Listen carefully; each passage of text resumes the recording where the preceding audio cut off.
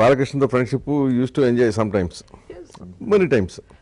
అంటే మేమంతా కలిసే ఉండేవాళ్ళం, వివర్ ఆల్ కామన్ ఫ్రెండ్స్. ఇప్పుడు ఇందాక అజరుద్దీన్ విషయంలో ఒక మంచి క్వాలిటీ చెప్పారు సార్. అతను ఇస్లాం మత ప్రకారం వడ్డీని ఆమోదించేవాడు కాదు, అంగీకరించేవాడు. వడ్డీ తీసుకోవటం ఆ మతాచారం ప్రకారం తప్పు. సో దాన్ని ఆయన ఆచరించారు.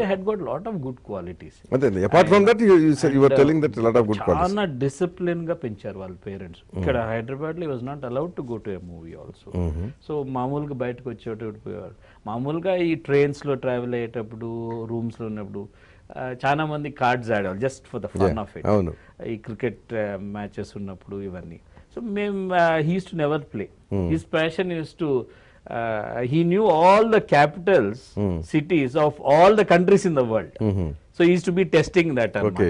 So he is a very studious and good person also. అలాంటి క్వాలిటీస్ బాలకృష్ణ ఏమన్నా ఐడెంటిఫై చేశారు మీరు? బాలకృష్ణ అంటే we were good friends, but ఆయన సీరియస్ గా యాక్టింగ్ లోకి దిగుతాడు అనేది మాకు we never thought. అసలు అప్పట్లో అనుకోలే. నేనైతే అనుకోలేదు. ఆయన ఉన్న ఫిగర్ కు, ఆయన ఉన్న weight కు.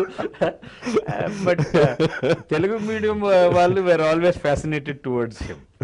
ఇప్పుడు బాలకృష్ణ తెలుగు అంటే మాకు ఇంగ్లీష్ మీడియం, తెలుగు మీడియం అమ్మాయిలు మాత్రమే, boys and girls were always fascinated towards him. ఇది ఇంట్రెస్టింగ్ గా ఉంది. అంటే సీరియస్నెస్ ఆఫ్ ద క్యారియర్ తీసుకుంటాడు యాక్టింగ్ గా. బాలకృష్ణ అంత సీరియస్ గా కాన్సన్ట్రేట్ చేసి చేయగలుగుతాడు అనేది I did believe on when he was in college. రామారావుని is a great actor and any specialisation దేంట్లో చేయాలన్నా కూడా lot of dedication and hard work required.